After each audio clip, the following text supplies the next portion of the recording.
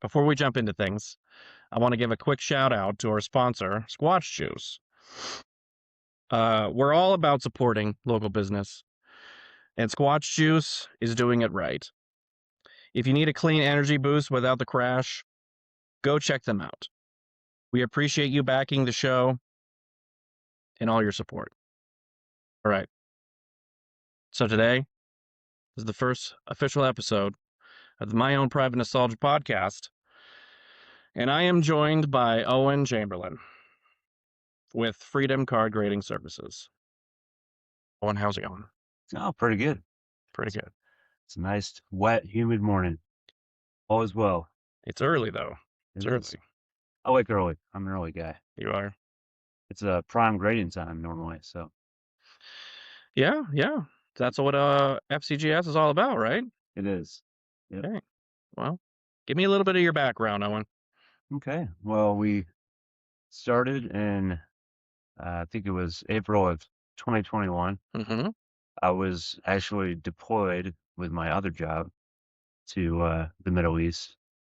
And I was there about 6 months. And our last month was kind of winding down.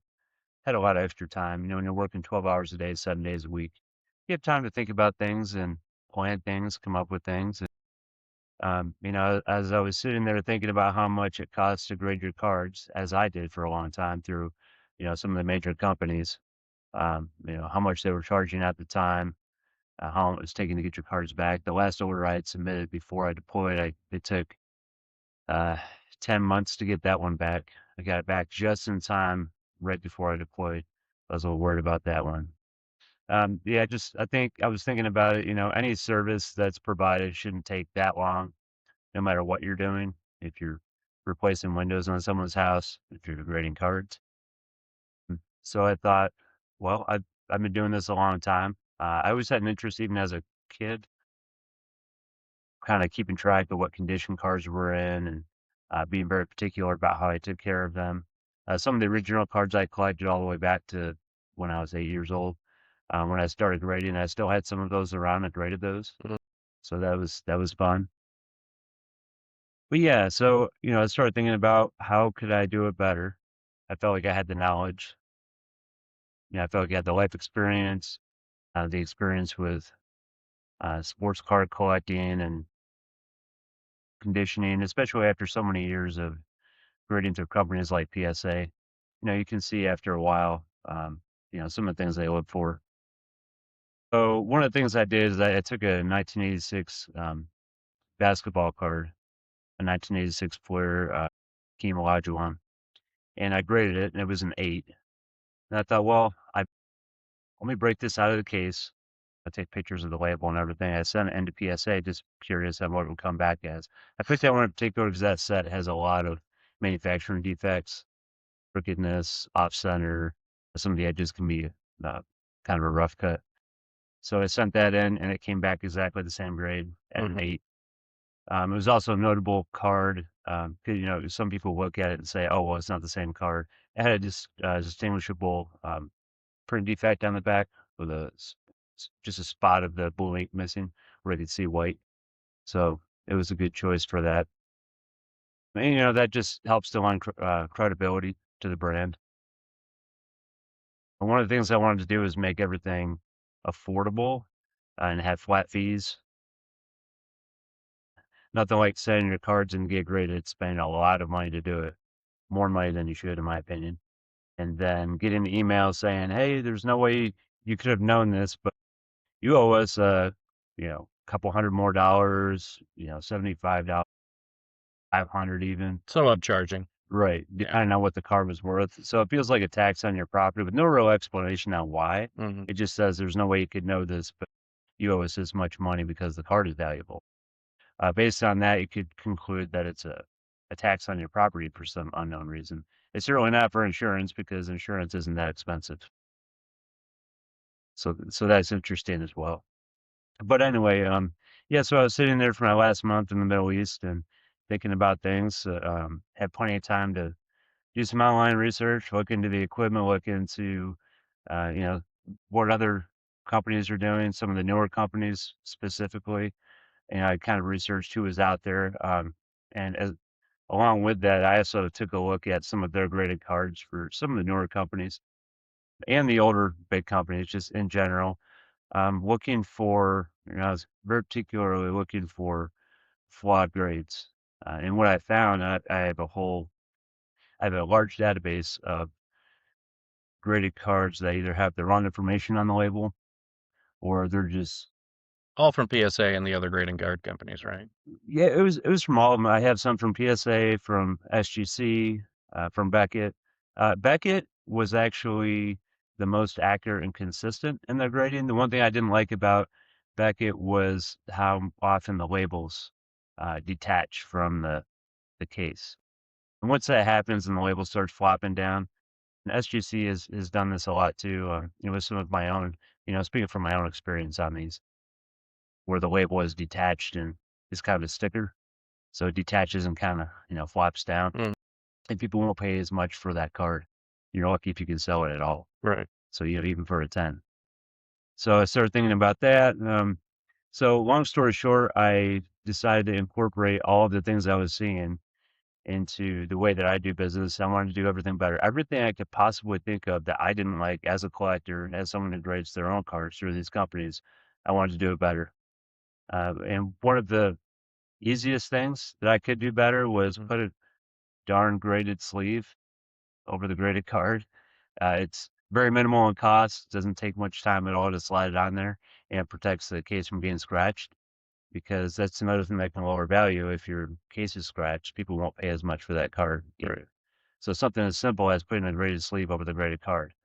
And I know at the time, SGC and PSA, both of those companies were not doing that, even though they raised their prices so much they couldn't be bothered to put a, you know, penny graded sleeve over the graded cards when they graded them. Right. So that's kind of disappointing. So after all those, Yeah. all the years of service, so total, how long were you in active service? 21 years active 21 duty. years. It's a long time. Yep. And then I decided when I retired in 2018 to keep serving my country in a way through Boeing.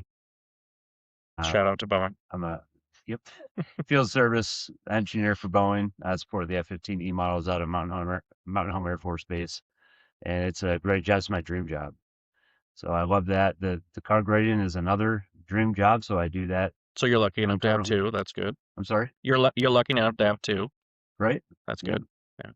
Happiness is more important than money. So after serving all those years, you looked into serving in a different way with Right. grading cards. Yes. Good. Yeah, and I guess I just like providing good service in whatever way I can. I guess I'm just wired that way. But That's good. so yeah, so we charge $10 flat fee per card to grade. The shipping is a lot less than you'd normally run into with other companies because we only charge what it costs. Um, Anytime I've ever had cards graded, even through the, in my opinion, the counterfeit company called GMA, because they actually grade the counterfeit cards and copies of original cards that aren't licensed. They were charging a lot of shipping. I tried them out one time because they were grading at like $3 per card. So I took a lot of the cheaper stuff that I had just to try them out and see how that would go. I didn't like the cases. They were really cheap and the cards slide around in them. Like there was just too much space in the thickness part of the case. And yeah, they never really gained any kind of real credibility. I'm surprised they're on the drop down menu on eBay's website, but there are a lot of other counterfeit graders. Well, how many other companies did you go through before you decided to start grading yourself with FCGS? I tried 3 because at the time the grading companies were very limited. Mm-hmm. When I started grading cards, it was PSA, SGC, Beckett, and GMA. Those are the ones that I was aware of. There were small time graders that that grade their own cards and only sell them on eBay, and everything is a 10. First Graded is one of them.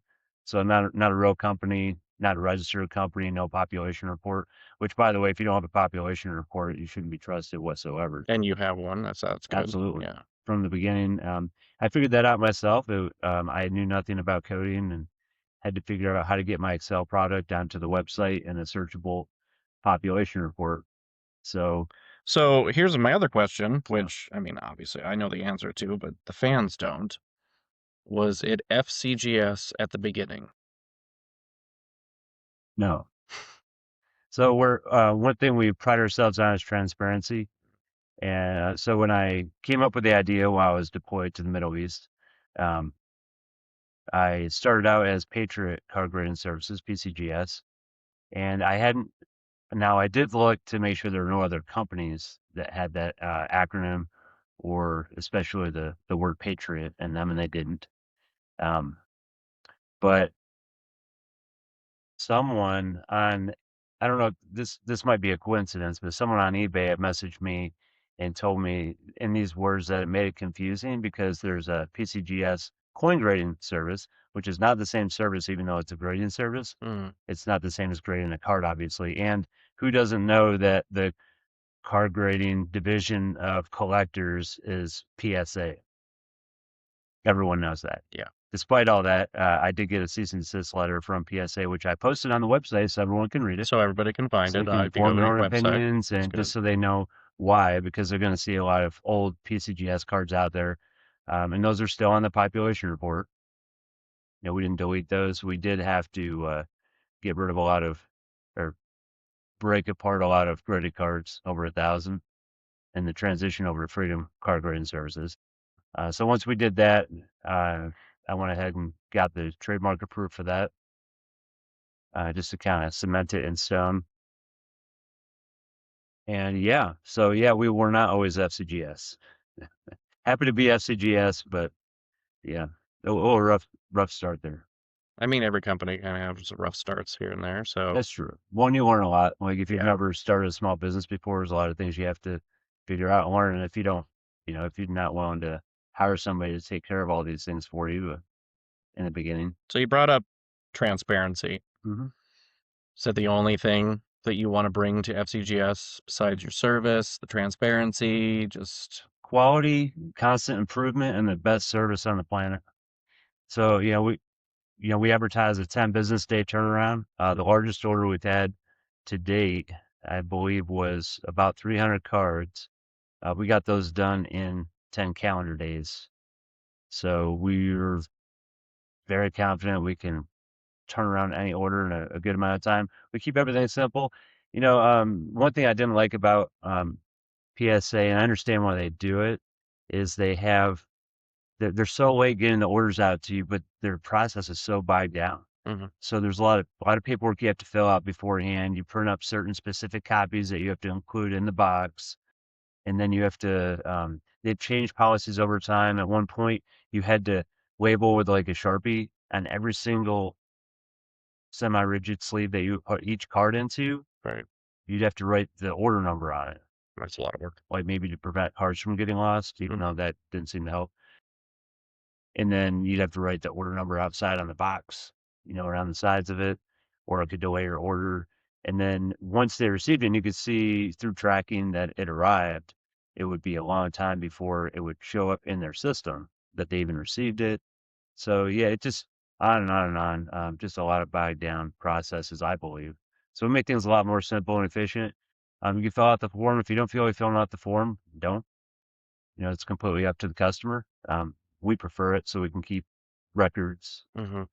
But yeah, And it's not just local. It's you can come down here to the Boise Card Guys, which is where we operate out of 99% of the time, and Owen will sit down with you and go over the cards with you, and if they're not worth grading, a lot of other grading card companies don't do that, and that's something you get that other people don't give you, and that I think is pretty impressive. some of the bigger companies do the minimum grade, but they charge you. Mhm, They still charge you to grade. They just don't encapsulate and give it a label. right. So in my opinion, that's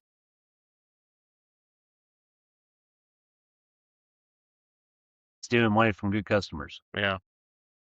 Why would you charge full price to grade a card that you're not going to make a label for and encapsulate? Right. Doesn't make sense to me. Yeah. And it doesn't take much time at all. After grading, 21,000 cards at this point, I can tell you it doesn't take any time at all to determine if it meets the minimum grade or not. Hmm. That's very easy. It doesn't take any time at all. It takes about 5 seconds, Right. usually. All right. Well, how about we transition into you and I coming to be working together? Right. So, my own private nostalgia. Yes. So how'd that all start? Well, if we're gonna flip it and flip it out onto MOPN, as we like to shorten it down to sometimes. Uh, just 2 years ago, 2 years ago, we started my own private nostalgia, and we inherited a lot of cards that I knew were worth a lot. Now, I haven't been trading cards or been into trading cards for a very long time. I worked in law enforcement for about 13 years, and it it was something that I wanted to like start getting involved with because I knew that there was something there in trading cards. So I wasn't expecting a lot, and if I would have gone through getting things graded through other companies like PSA or anything else like that, that it I probably wouldn't be where I'm at right now. So that's when I started looking online and talking to other people, and I kept hearing FCGS, FCGS. So I decided to reach out to you, and we met at Collector's Outpost, and I brought you a collection, and you said it was one of like the most impressive collections What's in in impressive? in great condition, and we just started grading because I felt like it was we aligned on our beliefs really well, and we both come from a service background. So I think, that's where we kind of hit it off. Right. And your attention to detail, my attention to detail, and I think that it really clicked for both of us. And I'm really about being treated with respect. I'm really about treating other people the way that I want to be treated, and that's a big part of what our company is about and what you bring to the table as well. So, because of all that, I thought it was very important for us to go down this rabbit hole and look at where we're at 2 years later, and just keep handing you card after card after card and having them graded and learning a lot along the way, the same ways that that you were grading and picking up those little bits and pieces and just kept going. 2 years later, I find myself in a position where I can leave law enforcement and pursue running our business full time. So since the beginning of 2026, it has been my own private nostalgia all the way. And we work together a lot, whether it's card shows, whether it's sponsoring, whether it's, just whatever we can do to help Freedom Card Grading Services and push them to another level. That's all that we're about. And then getting connected with George here in Boise Card Guys, it's all fallen together. The pieces have fallen together, and I think it's really been pretty amazing. It has happened very quickly, even though it doesn't feel like it to me, but That's very quick. That's a pretty short timeline. it is. So it's nice to be able to, not that you didn't like your previous job, but it's nice to Right. be able to full time indulge into your hobby and just kind of see where it goes when you're in full control of your own fate. Well, no, What's don't get me wrong, because it has had its challenges because we get the questions. And circling back to FCGS, it's all like, what do people misunderstand about the grading that you are providing? I say the biggest misunderstanding is um, with people who haven't used the service. So there are a lot of garbage graders out there. Let's just call them what they are. Um, and some of them have been around a while, and people have known them to be not trustworthy, or the cards aren't graded correctly. Cheap cases that crack easily just from handling them. So when you have a newer company come along like FCGS, Hmm. you're for a lot of collectors, they're skeptical until they've actually used it. Use the service, see how fast they get them back, how good quality it is, and then of course what they can sell them for. So let me ask you, what kind of prices have you sold your FCGS credit cards for? Like going back to when you had your So inheritance. if we want to have honest talk, which is why, the two of us wanted to do this podcast, is you remember when you told me that I was going to have to mark down my prices with my cards matching PSA prices? Initially, I did. You did. And I said, why? You did I questioned you on why I needed to do that over and over and over. over and over again, and you didn't believe me, and I told you that I was going to test the market and I was going to push it. And that's exactly what I ended up doing. Does it mean that they always sell at those prices? No, you still have those questions. So that's that misunderstanding that you were talking. But I pushed the envelope when it came to that with us selling on our shop on eBay and here in the store at card shows. You don't have to. You don't have to go down lower than PSA prices because of the quality of product, the respect that you're given. So that's why I challenged that.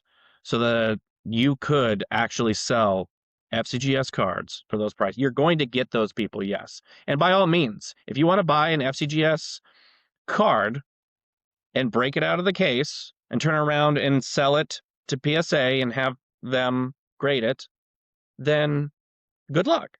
And people do that, and I understand people do that, but it's about the collecting and and the joy that it gives you. I mean, that's why I named our business My Own Private Nostalgia. It's about that nostalgia. It's about that feeling, that same feeling you get when you're grading cards and when you're going through and you're seeing those little bits and pieces of history. Well, speaking of that, when people break open FCGS cards and send them to PSA, which they've done a lot, Hmm. I didn't expect that at first, and then it happened more and more, and customers would tell me on eBay whenever we sell a lot of cards on consignment on eBay for our customers. We've had a lot of them say, "Yes, I'm going to buy it and break it open and send it to PSA," and we don't deter them from doing that. They can do whatever they want, Right. and everyone has their favorite grading company, Hmm. but when you do that, you take a risk. You destroy the item by breaking it out of the case. And then, if you have a 10 FCGS and you send to PSA, and then it happens to go to the wrong guy that day, maybe he had an argument with his wife before he left the house, or maybe he's their newest employee with not a lot of experience. But just with the human factor, it's very hard. We harp on consistency. Hmm. It's very hard. The more graders you have in your company, just the human factor, no matter how much you train them to do it the same. And I've been a manager of up to over 1,000 people when I was in the military. It's very hard, no matter how much you train, to get Right. everybody on the same page and do it Yeah. the same way. Even in aircraft maintenance, where things are very detailed and by the book and step by step, and people coming behind you to look at your work, all of that. You have to have a really good QA process to make sure that that's enforced, which just clearly isn't happening. No matter how much certain companies claim we have a double QA process. Well, you don't when I'm getting cards back. For example, I had some first edition Pokemon cards that were clearly English, and several of them came back saying Pokemon German. And these are the ones that you have on your website too, correct? These are no, because I had to break those out and regrade them as FCGS. But you do have different versions of PSA cards that were misgraded Yeah, not on the on it. website, not on the website, but I do have a kind of a collection of all of these things. But you will be providing, and anybody can ask for Right. those too, and the references between them. Absolutely. Yeah. Because again, we're going back to the transparency side of Yeah. things. But, something as simple as German versus English, and, if you have a double QA process and you can't catch that, Hmm. that's a problem. And it's unethical. It's, lying to the public, lying to collectors. And this is all, FCGS is all about giving collectors a better opportunity. Like, one of the mottos I throw around all the time is you deserve better, and that's true. Collectors Right. deserve better. They deserve to not be price gouged. They deserve a fair price and to get at least the quality that you would get from PSA, if not better, Hmm. at that price. So that's what we're trying to do. That's all we're trying to do. It's good. So your Moppin has a store on eBay. Yes. How's that going for you? I mean, it's going good. I mean that's part of the reason why I was allowed to be able to leave law enforcement because I was making more running the eBay store and growing the business. As we've grown, we've branched out into multiple different sections, not just trading cards, but we were doing, we were selling comic books, selling other things. Obviously, cards is our biggest thing, and while doing that, it's like I I have a lot of product on our store, and a majority of it is FCGS product. And it I think we have, what, three cards left that aren't out of, like, the almost 5,000 things that we do have on our store. Oh, wow. So, it was really important for me to, I wouldn't say toe the line.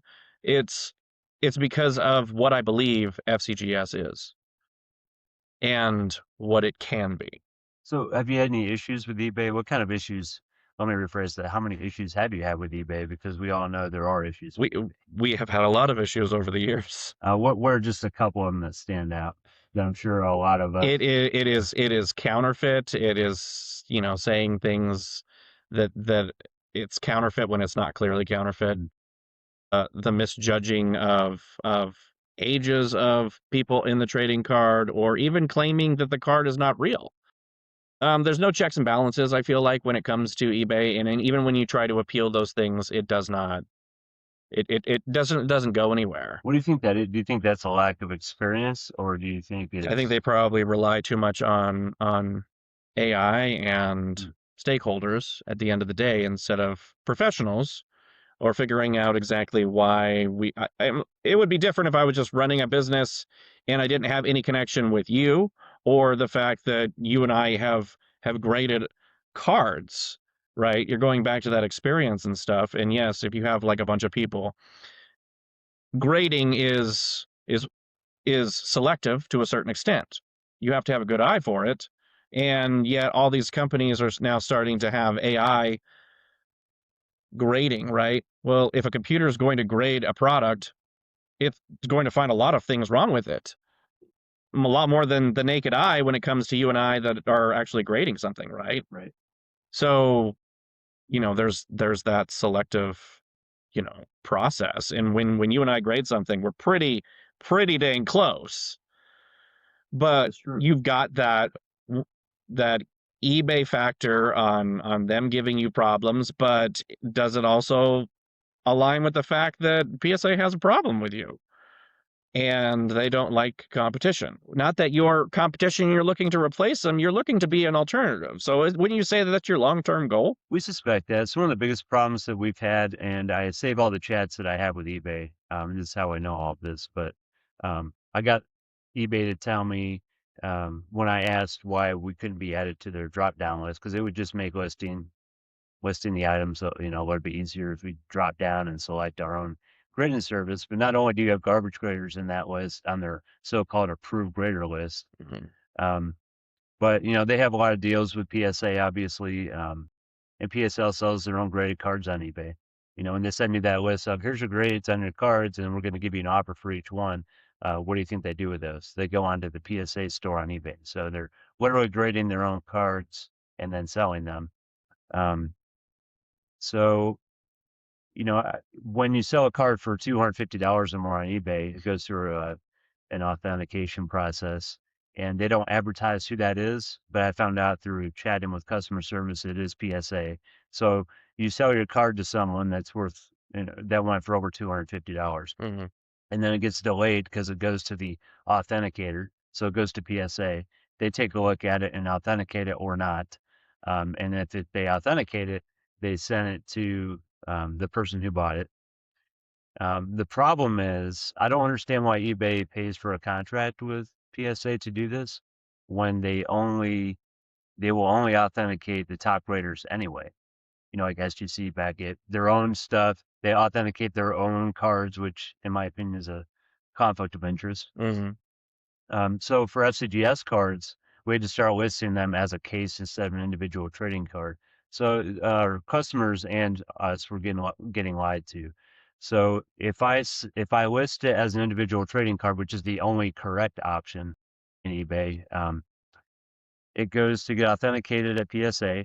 PSA, even though they can authenticate it, they absolutely can authenticate it.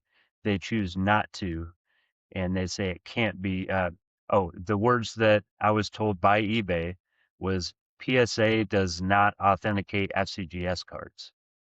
So they choose not to, right? Right. They choose not to. So I get a message, and my poor customer who's trying to get an authentic card gets the same message saying that PSA couldn't authenticate it, which puts up a red flag message, making the buyer question whether or not it's an authentic card. Not only did it get delayed and they had to wait, we'll say up to 2 weeks to get their card, Mm-hmm. but now they're like, oh, is this card even real? Because PSA couldn't authenticate it. No, they choose not to, but they lied to the customer and us by saying that there was an error in the listing process. So they're saying the seller listed it incorrectly, which they did not. So when I've had conversations with eBay customer service about it, they dance around that and they say, well, technically that's what it means. They make things up Mm-hmm. and make you try to believe that no, that is correct. So, but being honest and transparent, they're literally lying about it. Right. So PSA chooses not to authenticate it when they can. That's unethical. And then you get lies sent back to you in email messages, the seller and the buyer. So we've had to, use the loophole of listing it as, using the case option Mm-hmm. because it's technically in a case. It's the only thing we could think of. So we do that. That way we can get it direct to the customer in a timely manner without using the unethical PSA authentication process that's going on through eBay. And it is unethical. There's no other way to describe it. That's rough. So that's eBay. Moving on. But hey, we're not bitter about We're it. not bitter about it. I'm sure there'll be more episodes of eBay and Well, PSA. people need to know the truth, and I would never speak ill of another company without having the personal experience of dealing with it myself. Firsthand knowledge on what's going on. Again, I have to save chats from eBay. If anybody ever requests those, I will gladly share it because truth is. But ultimately, it made FCGS stronger, Oh, absolutely. and Yeah. you more passionate about taking it further and doing what you conceive as a better job than your competitors. We have so much evidence gathered and saved of unethical practices. And I'm not targeting this at PSA, I'm just in general Mm-hmm. of different graders that at any instant we could provide a plethora of any evidence You mean like anyone would loan want to sharks? see about it. Like loan sharks. Well, because we're trying to we're trying to make the business better. And one of the ways that we do that is being transparent and providing um, truths Mm-hmm. about current unethical practices, no matter what, company you're going through. So yeah, definitely not trying to target PSA, but most of our personal experience has been grading through PSA. So that's Right. what we can speak most to about because we've dealt with it personally. And they're going to be fans of PSA, and that's just it. It's a well-known branded company that people feel comfortable with. Well, nobody's perfect, but they obviously need to, and they've never been able to resolve it. As early as we'll say even 15 years ago when I was sending cards to PSA to get graded, it was taking forever to get them back. So I've never really figured that part out, and that's just not good service to make someone wait. One of the last orders that we sent 2 cards to get graded. It Mhm. was in April of I don't remember what year, but we sent them in April and we got them back in August for 2 cards. So that's unacceptable, Right. and that should never happen. And if it is happening, then you need to do something different. You need to hire more people, and with what they're charging, I'm pretty sure they can afford to do that. Well, that goes back to when you brought up Poor when management. when we started this to begin with. Is like if it wasn't for you, and I was going through other companies waiting an eternity to get anything back, I wouldn't be where I'm at right now. So if it wasn't for that turnaround, which is an impressive turnaround, and just for the grading that I do, to mimic everything that FCGS is doing, because it's a service that is dependable and reliable, and you can count on it. And you can't ask for anything other than that. Well, no one's perfect. You know, like I said, we try to make everything simple. The very rare times that we have made a mistake, either, misspelling a name on a label or something, it's we get that card back as soon as possible. We'll pay for the return shipping on it and Right. then get it back same as soon as we get it back, that same day we're fixing it and getting it back out to the customer. Hmm. Because we don't want them to have to wait, especially based on our error. So, Right. we cover all the costs going back and forth and get that done very speedily, because those, in our opinion, are the priority orders. Like, over anything else that we have to grade, anything that's sent back that's an error has to be fixed immediately. Right. That's how you provide good customer service. It's not that hard. It's not difficult. It's a choice. If you're not providing good customer service, you're choosing not to. You're choosing profit over, the good of the collector. Hmm. That's all it is. Well, Plain and it simple. just comes down to respect. Exactly. And you don't show anybody respect when you're going to argue about it, or you're going to flat out refuse to do anything about it. But if you acknowledge that you made the mistake and actively try and fix it. Well, you I'm also can't advertise, send us an email and we'll get back to you in 48 hours, and then it takes 2 weeks. We've right. run into that before too. Yeah. So, but yeah, enough about that. So as far as mopping, what kind of things are you doing in the community? Well, besides working with Boise Card Guys and George, it's doing these shows, these card shows, the Boise Card Show in Boise. We just did that the last weekend. What other shows? You got Idaho Wrestle Club. We Oh boy. we sponsor them locally, just along with Boise Card Guys and FCGS. It's I wrestling. I've been involved with for a lot of years, and when we started this, and you know learning everything I could from you along the way, then I decided to start making my own trading cards as well. So us actively trying to give back to Idaho Wrestle Club and making, their own professional wrestling cards. You've got WWE, you've got AEW, they make, their cards through Tops and stuff, but you don't have an independent wrestler card very often. It's very rare that you have that. So it was kind of my way of giving back to them, and being able to sponsor their shows and be able to bring merchandise. We just sponsored our first athlete in Damian Black, who's an Idaho Wrestle Club superstar. Nice. So it's like, again, I go back to, I had no idea that this is where I would be and where MOPN would be at this point. And as long as we can keep just building that and building collectively together with FCGS and the Boise Card Guys, and just continue to keep growing, bringing and having sponsorship deals with Wrestle Club and their athletes and other things, who knows what's next? There's a lot of other leagues and sports teams and stuff that don't get the shot to have their own trading cards either. So I feel like it's exciting for me to be able to have that part of it, and go towards having a licensed product, and ultimately end up having something where at the end of the day, then you can start grading it.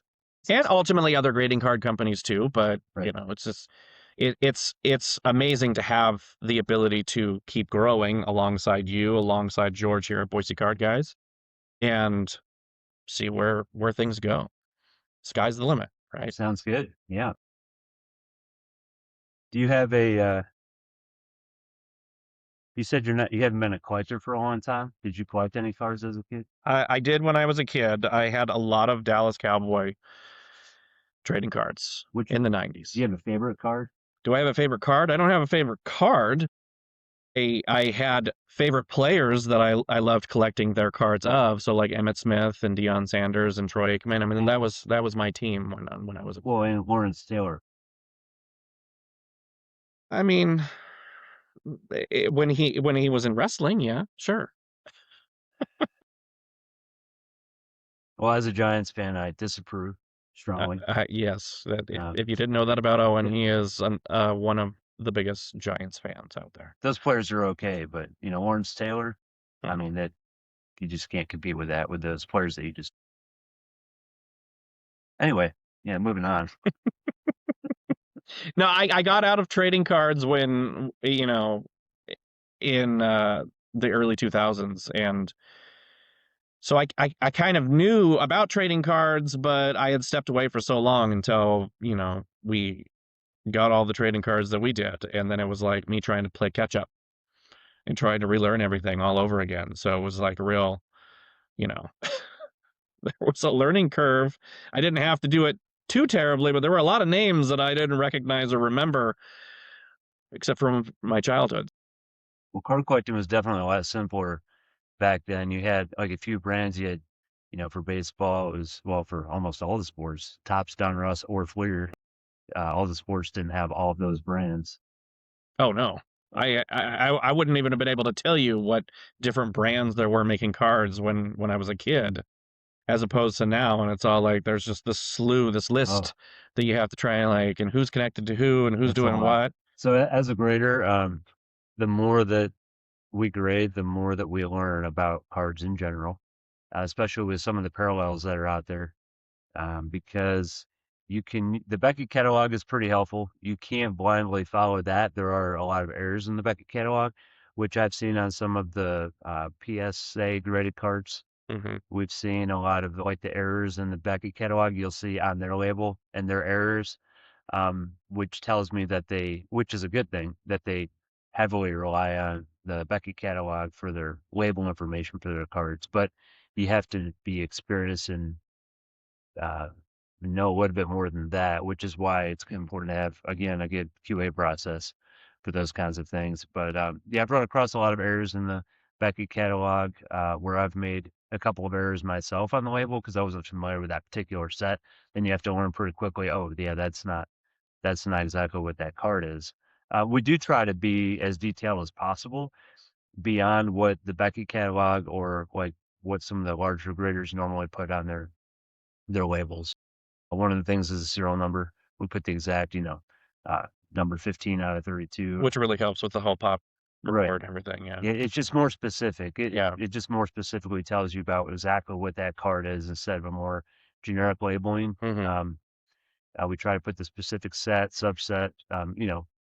There's only so much room on the label, but we try to put everything we can. See, that was one of my biggest learning curves was, like, all the different variants of one exact card, was trying to wrap my head around that because when I was younger, there's one card and that's it.